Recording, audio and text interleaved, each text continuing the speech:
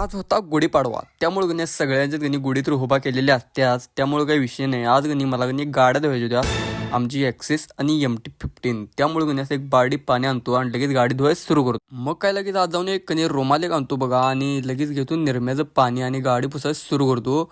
गाडी पण गणी चारी बाजूने पुसून घेतो बघा. गाडी पण झाली एकदम चकाचक. आता होती पाळी ॲक्सेसची. मग काय ॲक्सेसला पण धुवून घेऊया म्हणले. MT लावलो बाजूला, मग ॲक्सेस पण लगेच धुवायला सुरू केलो बघा. ॲक्सेसला पण गणी निर्मादेन लावून घेतो सगळीकडनं आणि गाडी पण गणी लगेच धुवून घेतो. मग काय गाडी एकदम चकाचक दिसायला सुरू होत्या बघा. मग काय दोन्ही पण गाड्या धुवून झालत्या, त्यामुळे लावलो कडला आणि गेलो लगेच घरात. आता काय म्हटलं सगळी कामं आवरल्यात. मग काय घरात तोपर्यंत बसलेलो बघा, तेवढ्यात पप्पा येतात आणि पप्पा म्हणतात ती माझी पण गाडी तेवढी धुवून घे. त्यामुळं लगेच मी पण बाहेर जातो बघा आणि गाडी बिडी कणी केवढी घाण झाल्या बघा.